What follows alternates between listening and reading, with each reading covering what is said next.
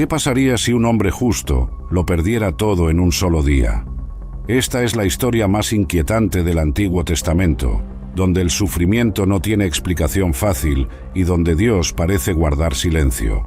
Job nos enseña que el dolor puede ser el camino más doloroso hacia la presencia divina.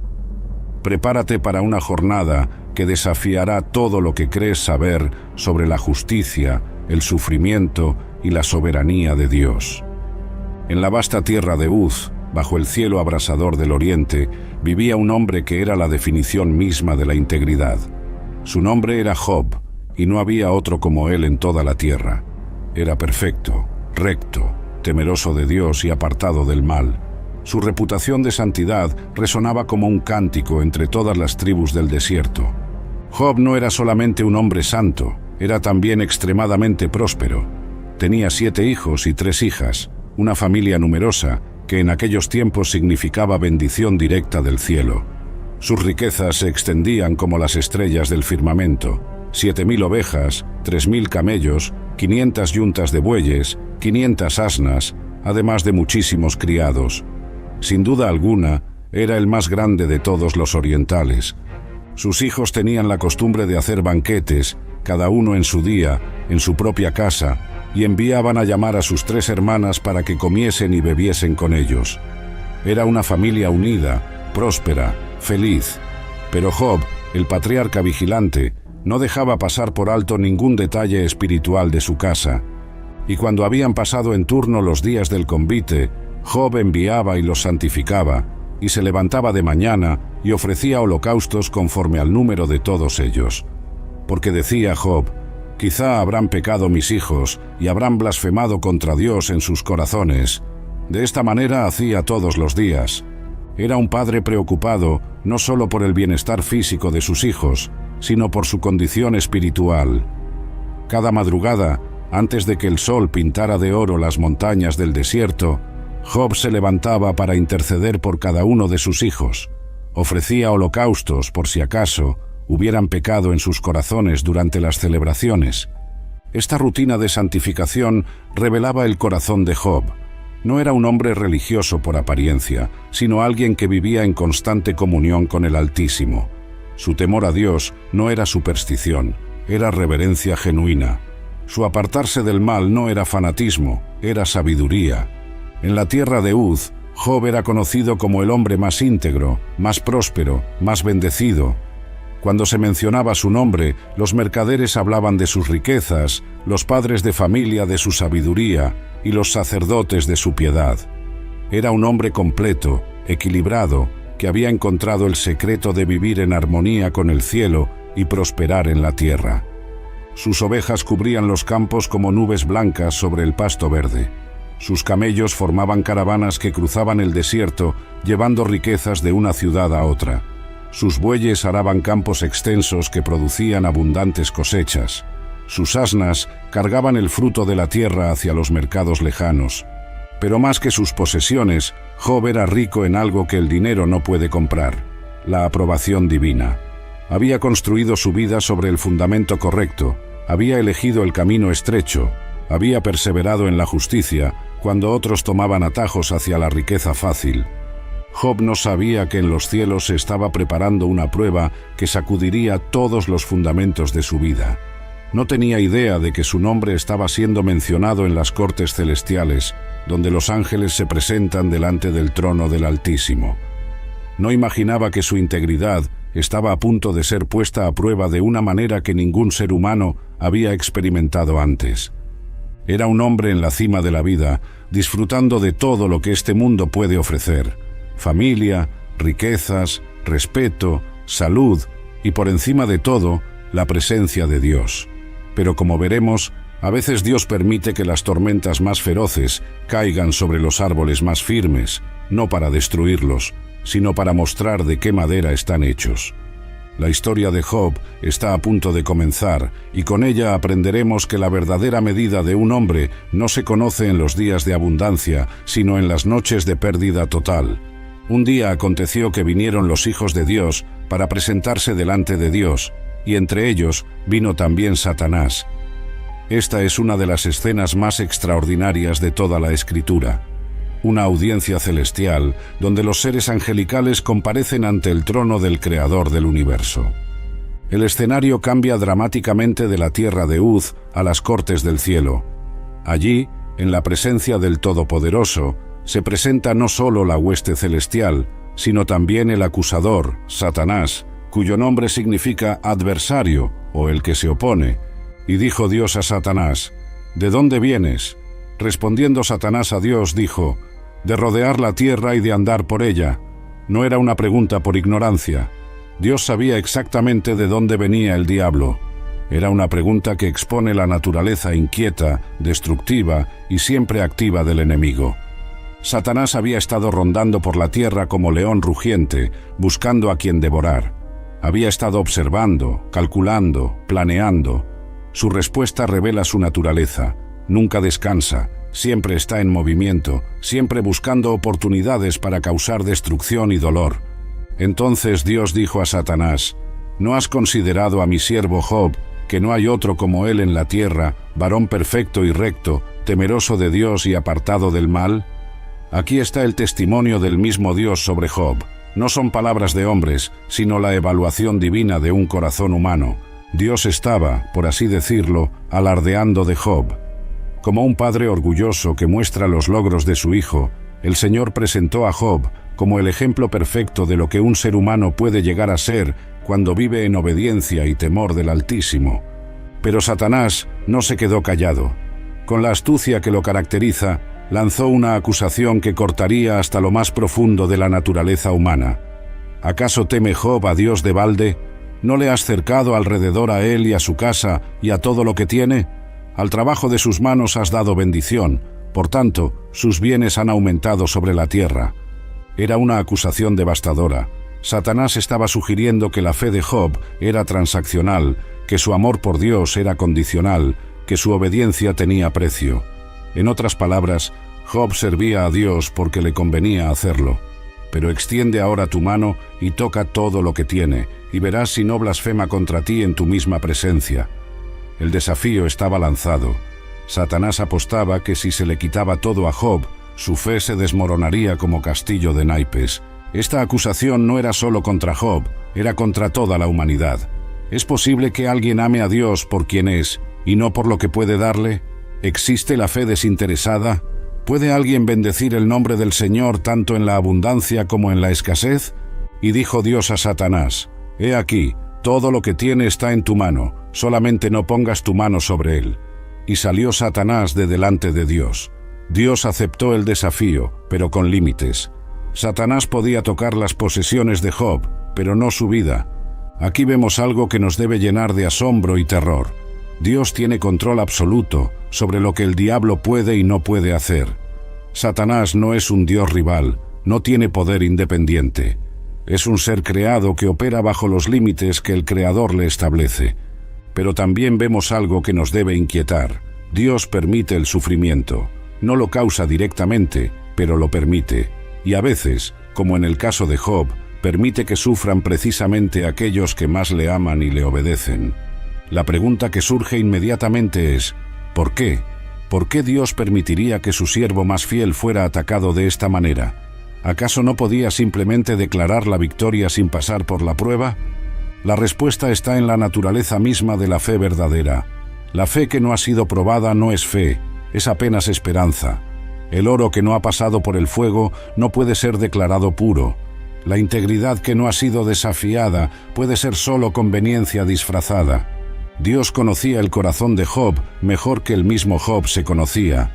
Sabía que su siervo no era perfecto por las bendiciones que había recibido, sino que había recibido bendiciones porque era perfecto en su integridad. Pero ahora esa integridad sería probada en el crisol del sufrimiento más intenso que un ser humano puede experimentar.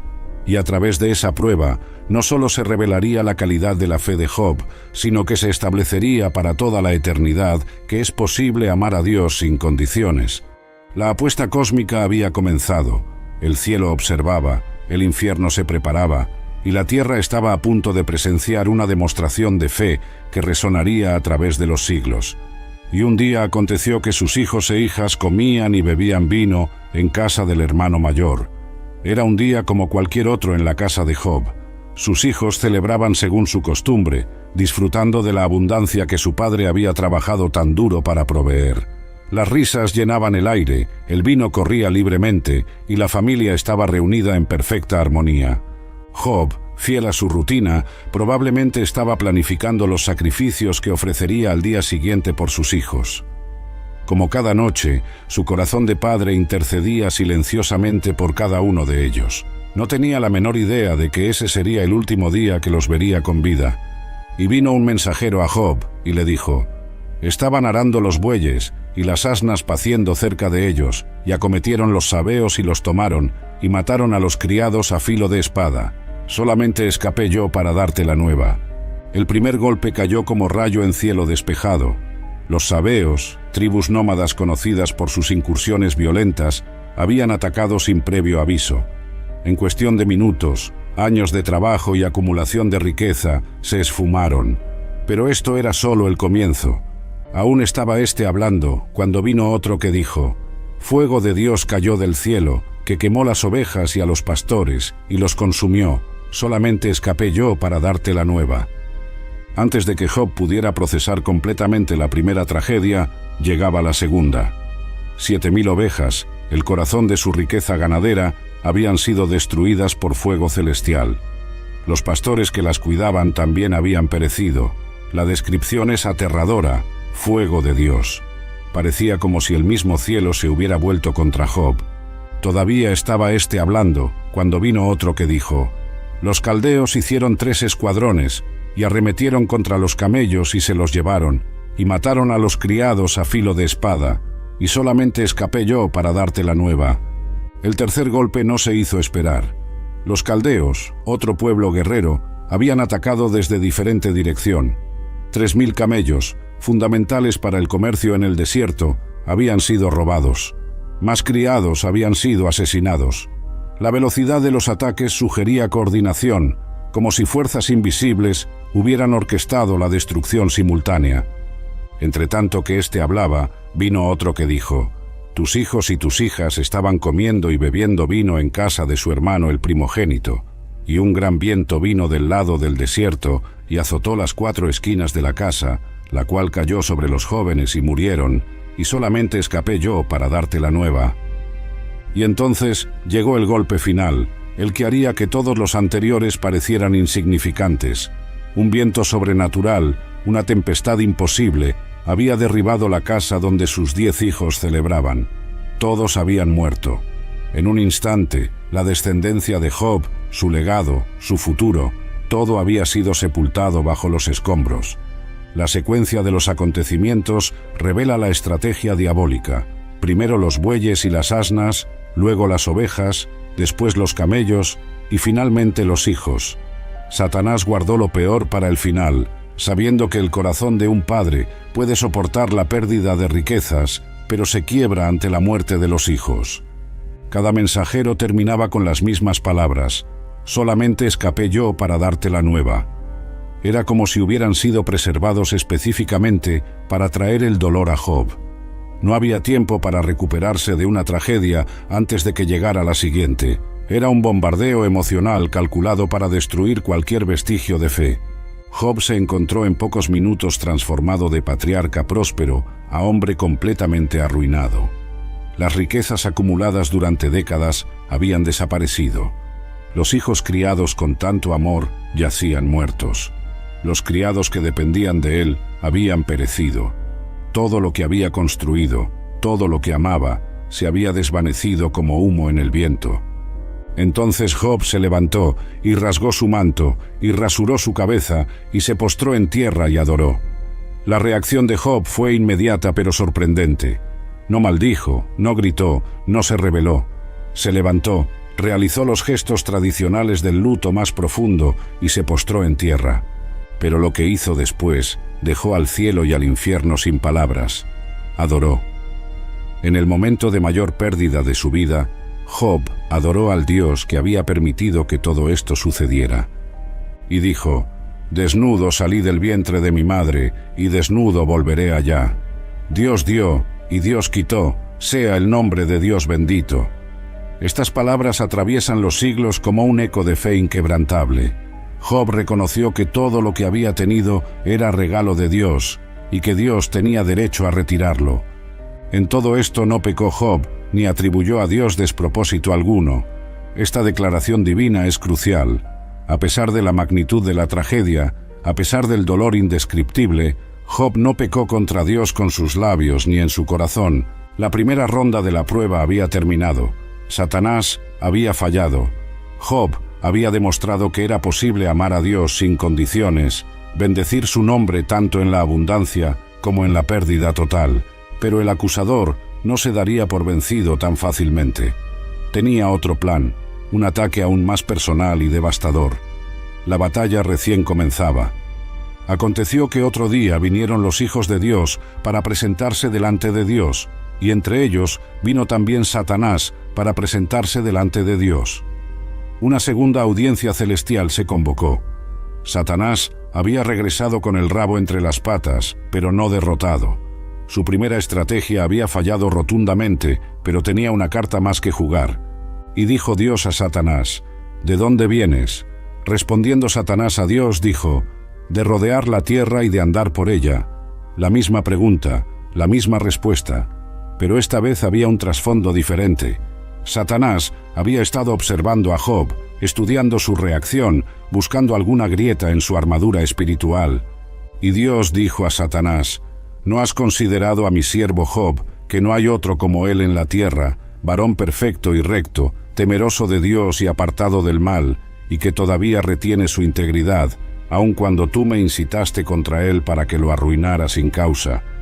Dios repitió su testimonio sobre Job, pero ahora con una adición triunfante: todavía retiene su integridad. A pesar de haber perdido todo, Job seguía siendo íntegro. La primera prueba había demostrado que su fe no dependía de sus posesiones. Respondiendo Satanás a Dios, dijo: piel por piel, todo lo que el hombre tiene dará por su vida, pero extiende ahora tu mano y toca su hueso y su carne, y verás si no blasfema contra ti en tu misma presencia. Satanás lanzó una segunda acusación, aún más cínica que la primera. Según él, Job había soportado la pérdida de sus bienes porque su propia vida no había sido amenazada. Piel por piel era un proverbio que significaba que la gente está dispuesta a sacrificar cualquier cosa para salvar su propia vida. La nueva apuesta era siniestra. Si Job sufría en su propio cuerpo, si experimentaba dolor físico constante, si su propia vida pendía de un hilo, entonces seguramente maldeciría a Dios. El acusador apostaba que el instinto de supervivencia sería más fuerte que la fe. Y dijo Dios a Satanás: he aquí, él está en tu mano, mas guarda su vida. Dios aceptó nuevamente el desafío, pero con el mismo límite: la vida de Job debía ser preservada. Satanás podía atacar su cuerpo, pero no podía matarlo. Entonces salió Satanás de la presencia de Dios e hirió a Job con sarna maligna desde la planta del pie hasta la coronilla de la cabeza. La descripción es escalofriante. No fue una enfermedad común, sino una sarna maligna que cubrió todo su cuerpo desde la cabeza hasta los pies. Los eruditos han debatido la naturaleza exacta de esta enfermedad. Las descripciones posteriores en el libro sugieren úlceras dolorosas, picazón insoportable, fiebre, pesadillas, mal aliento, pérdida de peso, desfiguración del rostro y ennegrecimiento de la piel. Era una combinación de dolencias que convertían cada momento de vida en un tormento. Y tomaba una teja para rascarse con ella y estaba sentado en medio de ceniza. La imagen es desgarradora. Job, que había sido el hombre más respetado del Oriente, ahora se sentaba en el basurero de la ciudad usando un pedazo de cerámica rota para rascar sus llagas abiertas. Las cenizas donde se sentaba no eran solo el lugar donde se quemaba la basura, sino también el lugar tradicional para el luto y la humillación. Job se había convertido en un espectáculo, un objeto de lástima y horror para todos los que lo conocían. Entonces le dijo su mujer: ¿aún retienes tu integridad? Maldice a Dios y muérete. El golpe final no vino de Satanás directamente, sino de la persona que debería haber sido su mayor apoyo. Su propia esposa, viendo su condición desesperada, le aconsejó hacer exactamente lo que Satanás esperaba: maldecir a Dios. No podemos juzgar demasiado duramente a la esposa de Job. Ella también había perdido a sus 10 hijos, también había visto desaparecer su seguridad económica, y ahora veía a su esposo, el hombre fuerte en quien había confiado, reducido a un despojo humano cubierto de llagas.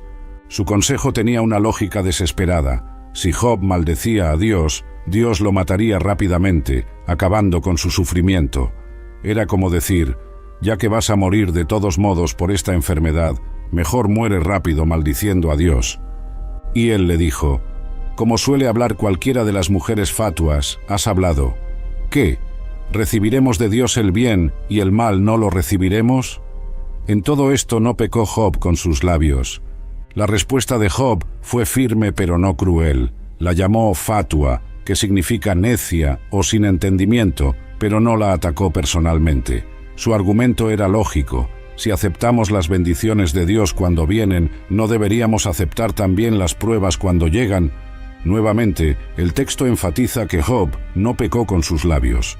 Había pasado la segunda prueba. Su fe no dependía de su bienestar físico.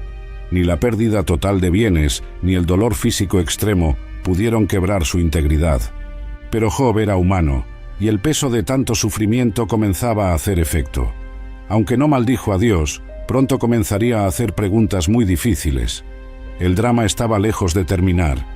Satanás había fallado 2 veces, pero Job todavía enfrentaría batallas que provenían no del acusador, sino de su propia alma y de aquellos que vendrían a consolarlo. Y 3 amigos de Job, Elifaz temanita, Bildad suita y Zofar naamatita, luego que oyeron todo este mal que le había sobrevenido, vinieron cada uno de su lugar, porque habían convenido en venir juntos para condolerse de él y para consolarlo. La noticia de la tragedia de Job se había extendido como fuego por todo el oriente. Sus 3 amigos más cercanos, hombres de posición y respeto en sus respectivas regiones, decidieron hacer un viaje para consolarlo. Sus intenciones eran nobles, sus corazones estaban en el lugar correcto, pero lo que harían a continuación demostraría que a veces los amigos bien intencionados pueden causar más daño que los enemigos declarados, los cuales, alzando los ojos desde lejos, no lo conocieron y lloraron a gran voz. Y cada uno de ellos rasgó su manto y esparcieron polvo sobre sus cabezas hacia el cielo. La descripción de su llegada es conmovedora. Cuando vieron a Job desde la distancia, literalmente no lo reconocieron. El hombre que había sido la imagen misma de la prosperidad y la dignidad, ahora era irreconocible.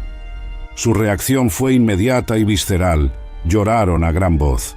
No fueron lágrimas silenciosas, sino un llanto profundo que brotaba del shock de ver a su amigo en tal condición. Rasgaron sus mantos y esparcieron polvo sobre sus cabezas, gestos tradicionales de luto extremo. Así se sentaron con él en tierra por 7 días y 7 noches, y ninguno le hablaba palabra, porque veían que el dolor era muy grande.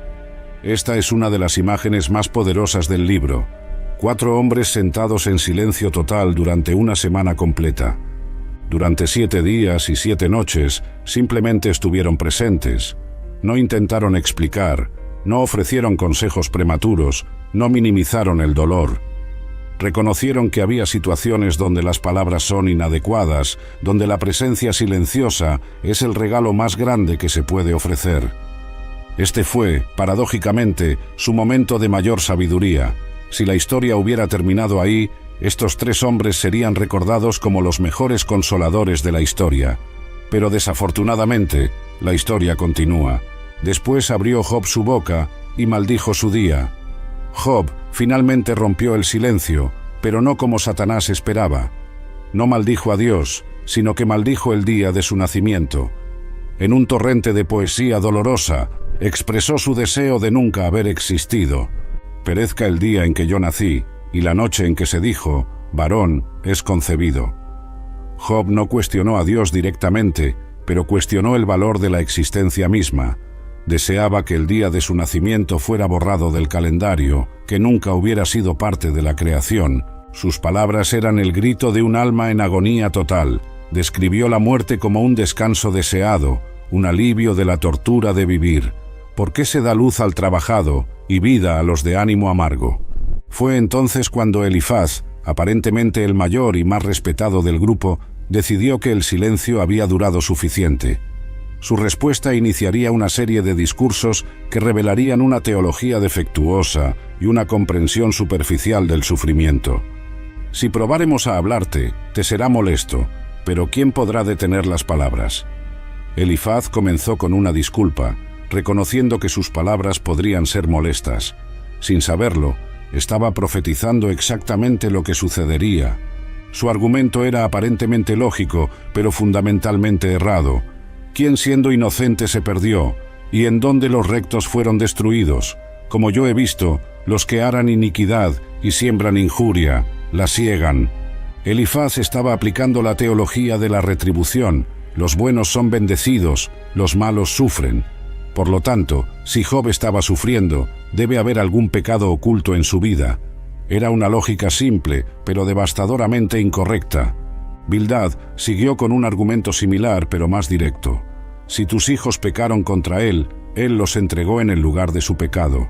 Con crueldad increíble, sugirió que los hijos de Job habían muerto porque habían pecado. Zofar fue aún más brutal. Oh, quién diera que Dios hablara y abriera sus labios contigo y te declarara los secretos de la sabiduría, que son de doble valor que las riquezas. Conocerías entonces que Dios te ha castigado menos de lo que tu iniquidad merece. Según Zofar, Job ni siquiera estaba recibiendo todo el castigo que merecía. Su sufrimiento era misericordioso comparado con lo que realmente se ganaba por sus pecados ocultos. Estos tres hombres, con las mejores intenciones, se convirtieron en consoladores molestos. Representaban una teología que no podía lidiar con el misterio del sufrimiento inexplicable. Para ellos, todo dolor tenía que tener una explicación moral directa. Job respondió con frustración creciente: «Consoladores molestos, sois todos vosotros». Los acusó de torcer la verdad, de ser como torrentes que fallan cuando más se necesitan. El problema fundamental de los amigos de Job era que estaban más interesados en defender su teología que en entender a su amigo. Tenían respuestas prefabricadas para preguntas que nunca habían experimentado personalmente. Su error no era malicioso, pero era devastador. En lugar de sentarse con Job en el misterio de su dolor, intentaron resolverlo con fórmulas religiosas simplistas. En lugar de ofrecer presencia compasiva, ofrecieron juicio disfrazado de sabiduría. La lección es clara: a veces el mejor consuelo es el silencio compasivo, y las explicaciones teológicas pueden ser el peor tipo de violencia contra un alma que sufre. Después de soportar los sermones incesantes de sus amigos, después de ser acusado de pecados que no había cometido, después de que su dolor fuera minimizado y su integridad cuestionada, Job llegó a un punto de quiebre. Ya no podía mantener la compostura diplomática. Su alma estaba a punto de explotar en un grito que resonaría a través de los siglos. Oh, quién diera que mis palabras fuesen ahora escritas. Quién diera que se escribiesen en un libro, que con cincel de hierro y con plomo fuesen esculpidas en piedra para siempre. Job tenía una intuición profética de que sus palabras tenían importancia eterna, que su experiencia no era solo personal, sino universal. Sin saberlo, estaba pidiendo exactamente lo que Dios haría: preservar sus palabras para todas las generaciones futuras. Su grito de dolor se convertiría en uno de los textos más estudiados y consoladores de toda la literatura humana. Job comenzó a dirigirse directamente a Dios, ya no a través de mediadores, ya no con la cortesía diplomática que había usado con sus amigos. Era el momento de la honestidad brutal, del alma desnuda ante su Creador. ¿Por qué me escondiste tu rostro y me tuviste por tu enemigo? Esta pregunta penetra hasta el corazón del sufrimiento humano. Job se sentía abandonado por el mismo Dios al que había servido fielmente toda su vida. No era solo el dolor físico lo que lo torturaba, sino el silencio divino. Dios parecía haberse escondido, parecía tratar a su siervo fiel como si fuera su enemigo. Para Job, esto era más incomprensible que todas sus pérdidas materiales. Porque las saetas del Todopoderoso están en mí, cuyo veneno bebe mi espíritu, y terrores de Dios me combaten. Job sentía que Dios mismo lo había tomado como blanco. No eran fuerzas naturales o circunstancias aleatorias las que lo atacaban, sino el mismísimo Todopoderoso. Esta percepción lo llenaba de terror. Si Dios era su enemigo, ¿quién podría ayudarlo? Si el Todopoderoso había decidido destruirlo, ¿qué esperanza le quedaba? Si yo hubiera callado y no hubiera hablado, entonces habría tenido descanso. Job comenzó a cuestionar si había hecho bien en mantener su integridad. ¿No habría sido mejor pecar y morir rápidamente que sufrir esta agonía prolongada?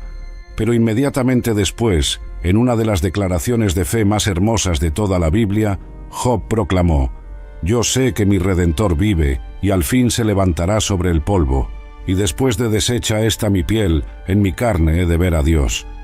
En medio de su dolor más profundo, Job tuvo una visión del futuro. Vio más allá de su sufrimiento presente, más allá de su muerte física, hacia una vindicación futura. Sabía que había alguien que lo defendería, que su caso no estaba perdido eternamente, al cual veré por mí mismo, y mis ojos lo verán, y no otro, aunque mi corazón desfallece dentro de mí. Esta esperanza no era vaga o general, sino intensamente personal. Job sabía que él mismo, con sus propios ojos, vería a su Redentor. Pero la tensión entre la esperanza y la desesperación continuaba desgarrando su alma.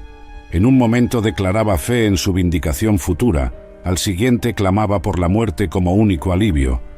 ¿Por qué no me escondiste en el Seol y me encubriste hasta que pasara tu ira?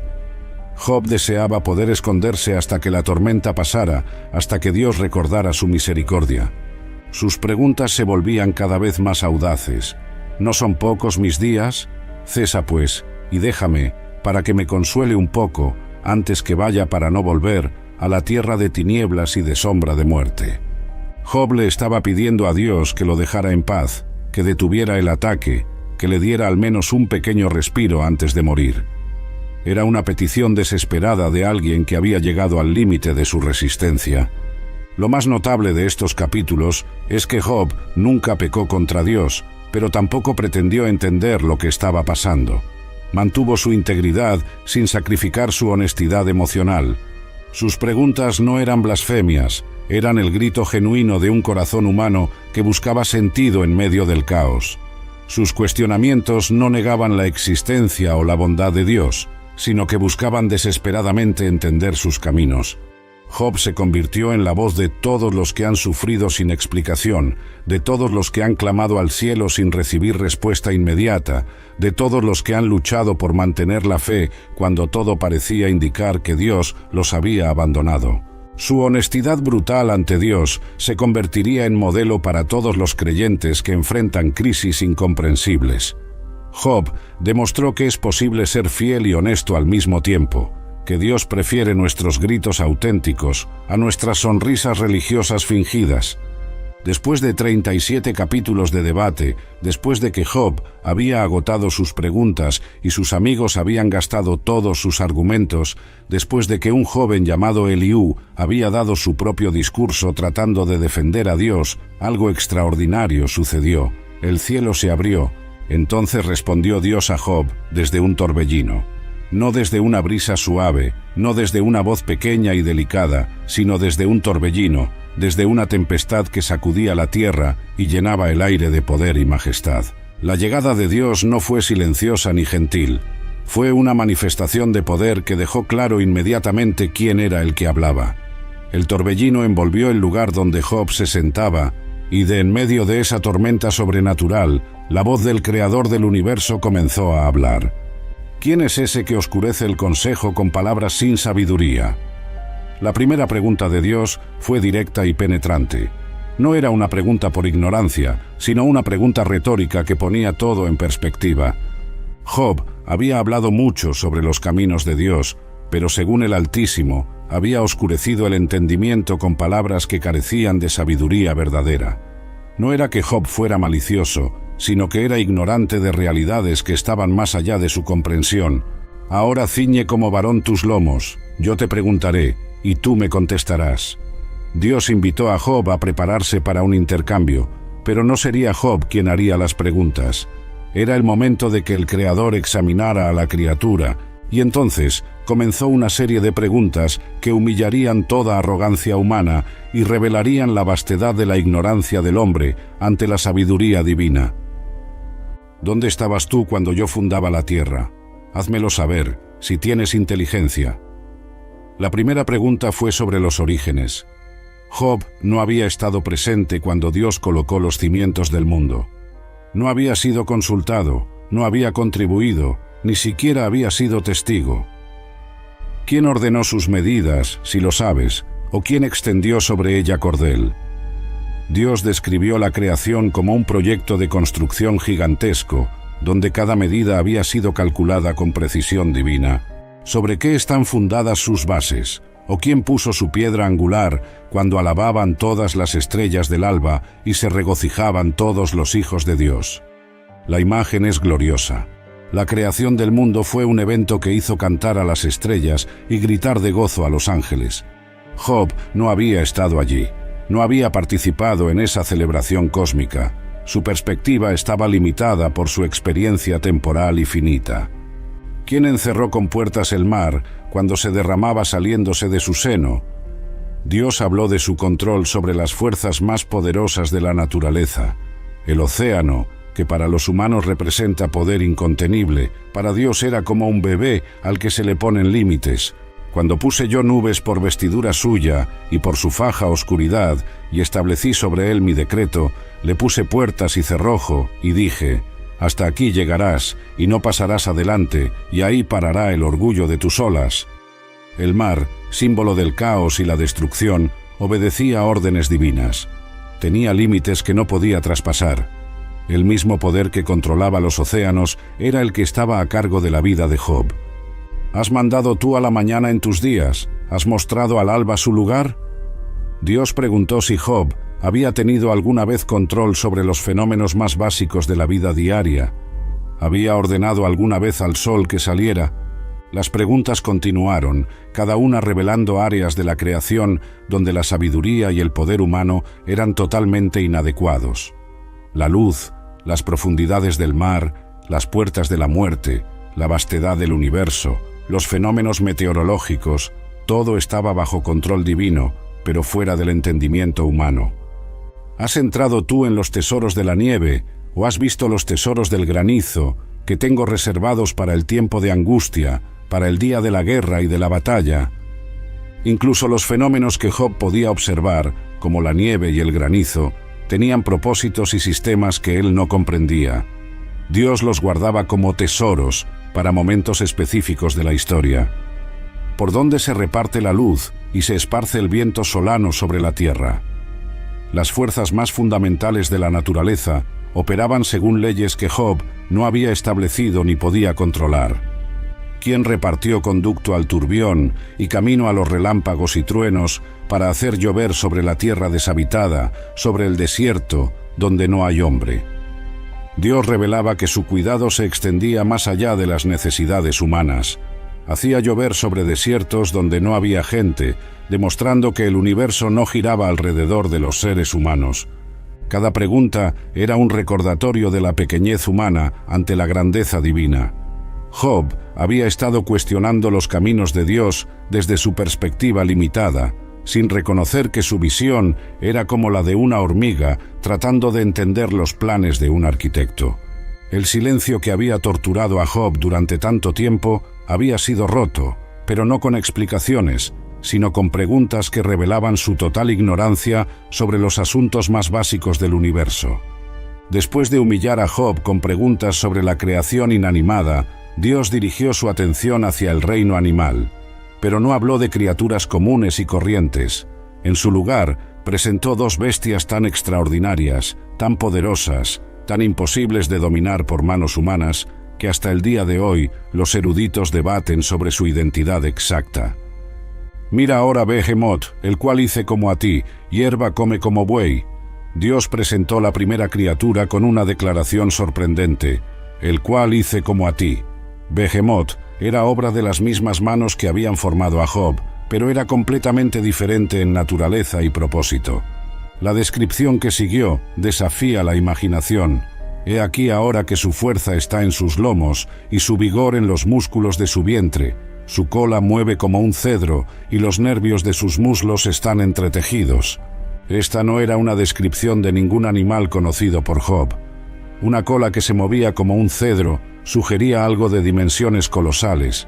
Los músculos entretejidos hablaban de una fuerza más allá de cualquier cosa que hubiera visto.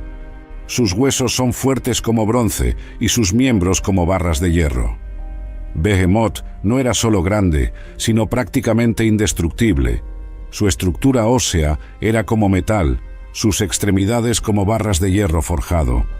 Él es el principio de los caminos de Dios. El que lo hizo puede hacer que su espada a él se acerque.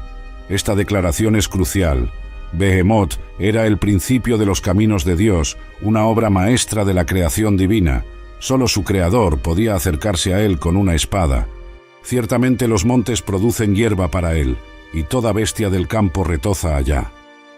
La criatura era tan grande que montañas enteras servían como su pasto, y otros animales jugaban en su presencia sin temor. Se echará debajo de las sombras, en lo oculto de las cañas y de los lugares húmedos.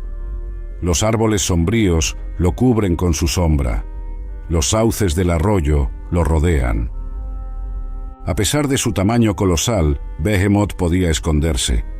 La imagen de esta bestia gigantesca acostándose entre los árboles desafía cualquier comprensión de las leyes de la física tal como las conocemos. He aquí, sale de madre el río, pero él no se inmuta. Tranquilo está, aunque todo el Jordán se estrelle contra su boca. Incluso las inundaciones más poderosas no lo perturbaban. El río Jordán en toda su furia no era más que una molestia menor para esta criatura. ¿Lo tomará alguno por sus ojos o le horadará la nariz con garfios? La pregunta era retórica. Ningún humano podía capturar a Behemoth usando métodos convencionales de caza. Entonces Dios presentó una segunda criatura aún más aterradora, Leviatán. ¿Sacarás tú al Leviatán con anzuelo o con cuerda que le eches en su lengua? De nuevo, la pregunta era sarcástica. Los métodos humanos de pesca eran ridículamente inadecuados para esta bestia. ¿Pondrás garfio en sus narices y horadarás con espina su quijada? ¿Multiplicará él ruegos para contigo? ¿Te hablará él lisonjas? Dios preguntaba si Leviatán podría ser domesticado como un animal común. ¿Rogaría por misericordia? ¿Podría ser entrenado para servir? ¿Hará pacto contigo para que lo tomes por siervo perpetuo? La respuesta implícita era obvia. Leviatán no era una criatura que pudiera ser esclavizada o controlada por voluntad humana. ¿Jugarás con él como con pájaro o lo atarás para tus niñas? La idea de Leviatán como mascota era absurda. Esta no era una criatura que pudiera ser reducida a entretenimiento infantil. ¿Cortarán de él los compañeros? ¿Lo repartirán entre los mercaderes? Ni siquiera grupos de cazadores profesionales podrían comercializar con esta bestia. Entonces vino la descripción del poder físico de Leviatán. ¿Llenarás de arpones su cuero o de fisgas de pescar su cabeza? Pon tu mano sobre él, te acordarás de la batalla y nunca más volverás. La advertencia era clara. Cualquiera que intentara luchar contra Leviatán se arrepentiría para siempre, si es que sobrevivía para contarlo. He aquí que la esperanza acerca de él será burlada, porque aún a su vista se desmayará.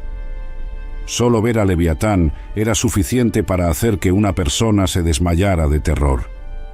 Nadie hay tan osado que lo despierte. ¿Quién, pues, podrá estar delante de mí?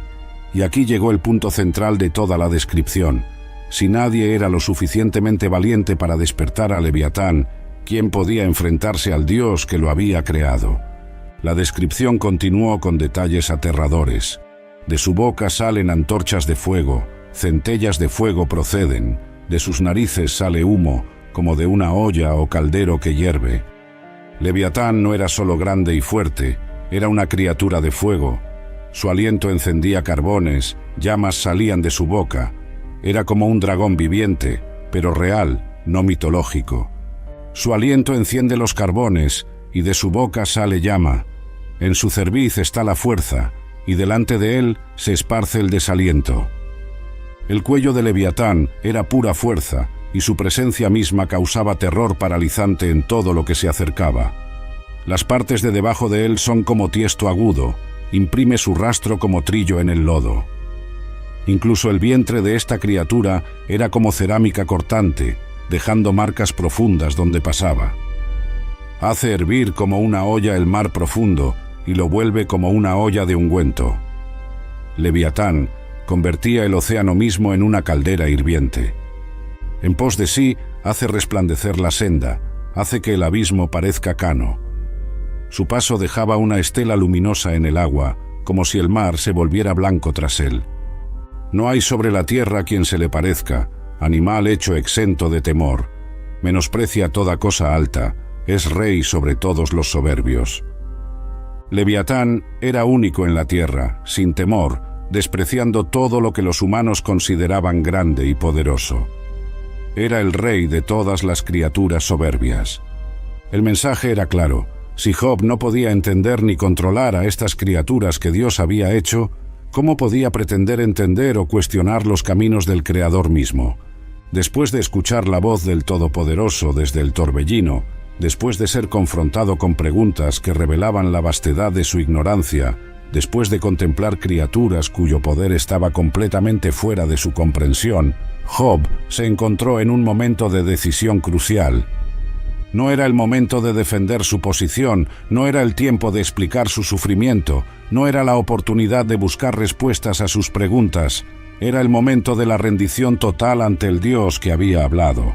Entonces respondió Job a Dios y dijo: «Yo conozco que todo lo puedes y que no hay pensamiento que se esconda de ti».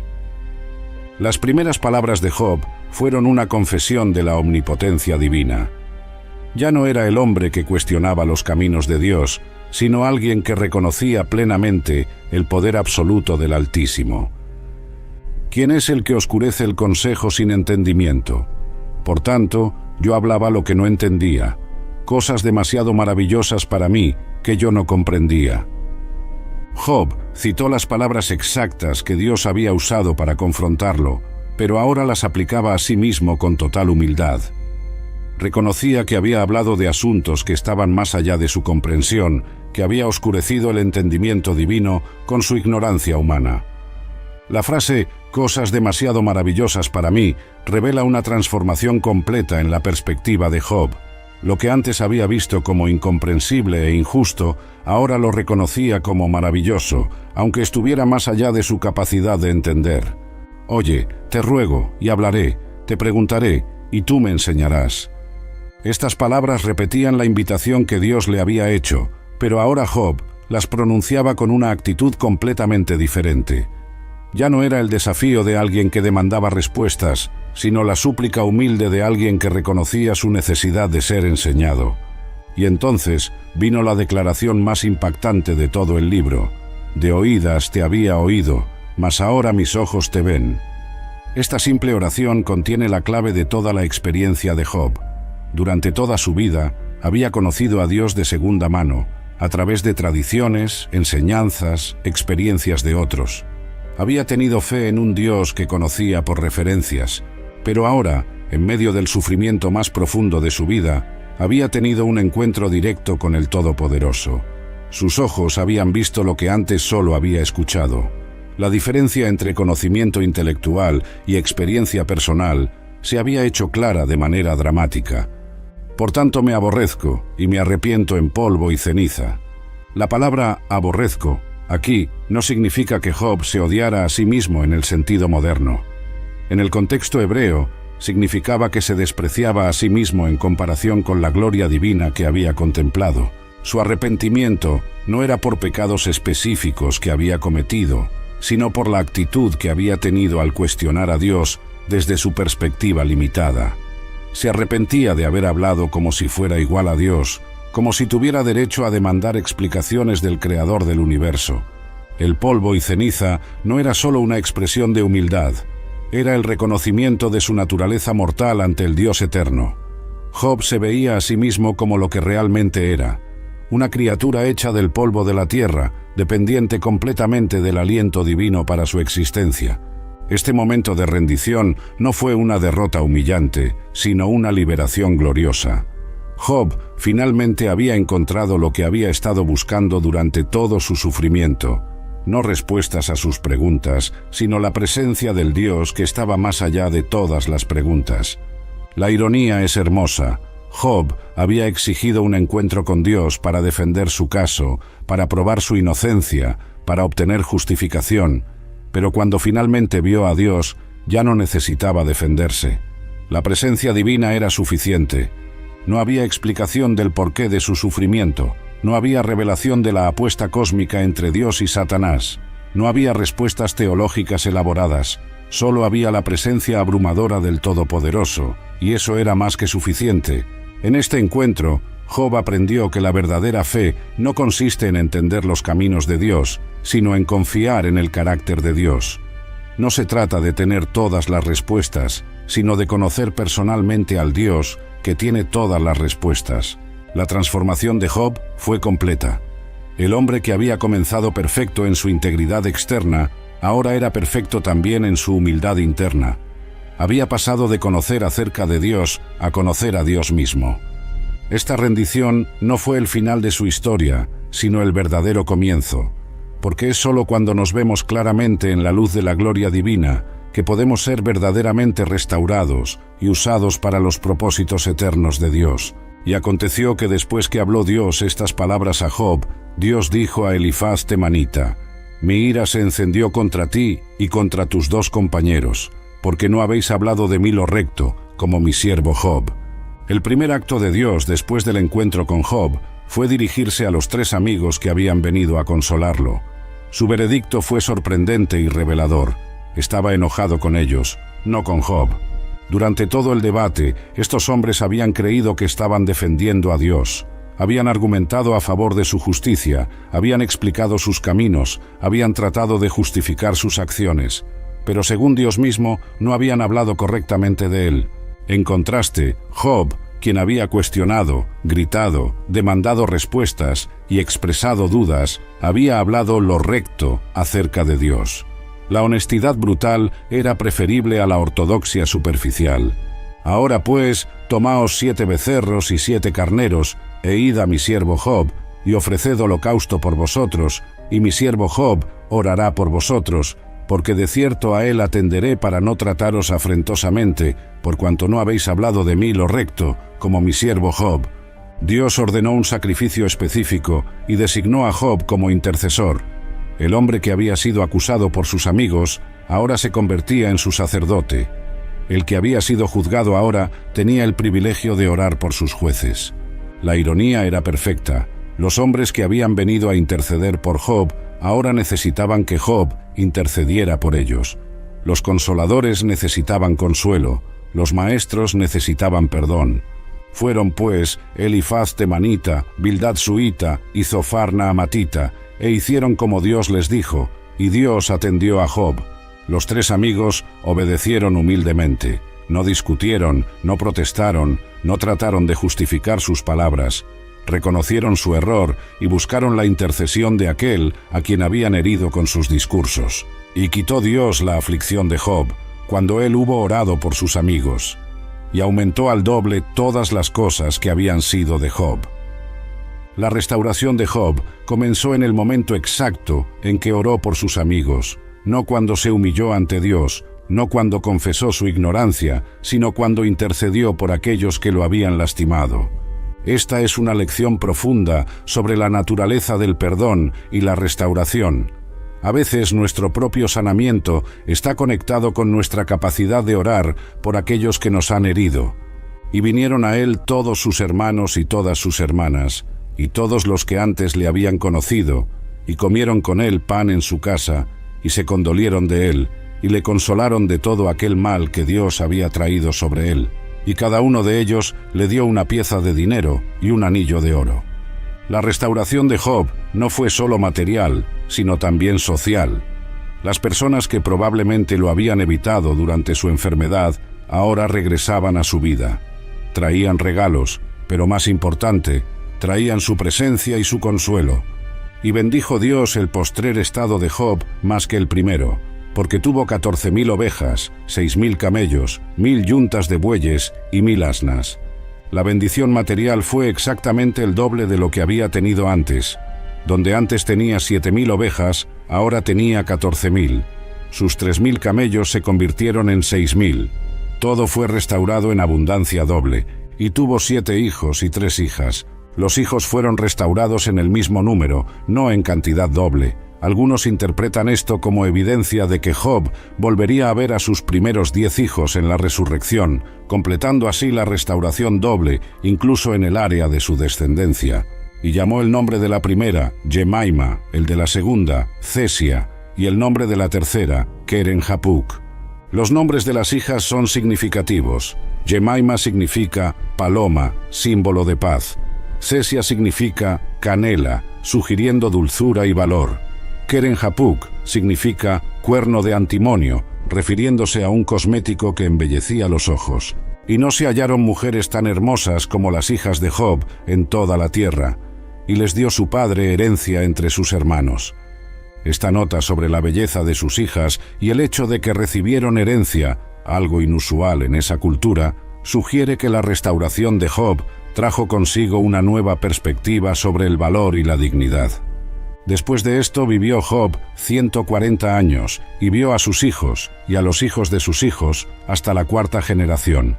Job vivió el doble de los 70 años que se consideraban una vida completa en aquellos tiempos. Tuvo el privilegio de ver 4 generaciones de descendientes, una bendición extraordinaria en cualquier época, y murió Job viejo y lleno de días. La descripción final es perfecta en su simplicidad. Job murió viejo y lleno de días, una expresión hebrea que indica una vida completa y satisfactoria. Pero las lecciones del libro de Job trascienden su historia personal. Su experiencia nos enseña verdades eternas sobre el sufrimiento, la fe y la soberanía de Dios. Primero, aprendemos que el sufrimiento no siempre es resultado del pecado. A veces los justos sufren precisamente porque son justos. Su integridad, no su maldad, puede convertirlos en blancos de pruebas especiales. Segundo, descubrimos que Dios no nos debe explicaciones. No tenemos derecho a demandar que justifique sus caminos ante nosotros. Nuestra responsabilidad es confiar en su carácter, no entender sus métodos. Tercero, aprendemos que la verdadera fe no depende de las circunstancias. Job pudo decir, aunque él me matare, en él esperaré, porque su fe estaba fundamentada en quien Dios era, no en lo que Dios hacía por él. Cuarto, vemos que la presencia de Dios es más valiosa que sus regalos. Job encontró satisfacción completa no en la restauración de sus bienes, sino en el encuentro personal con su Creador. Quinto, aprendemos que nuestro conocimiento de Dios puede ser tremendamente superficial hasta que pasamos por pruebas profundas. A veces Dios permite el sufrimiento para llevarnos de conocer acerca de Él a conocerlo personalmente. La historia de Job no responde todas nuestras preguntas sobre el sufrimiento, pero nos da algo mejor. Nos muestra cómo sufrir con fe, cómo mantener la integridad en la crisis y cómo encontrar a Dios en los lugares más oscuros de la experiencia humana. Su grito, «Yo sé que mi Redentor vive», resuena a través de los siglos como una declaración de esperanza inquebrantable. Y su confesión final, «Mis ojos te ven», nos recuerda que el objetivo último de toda prueba no es la explicación, sino la revelación del Dios que está más allá de toda explicación.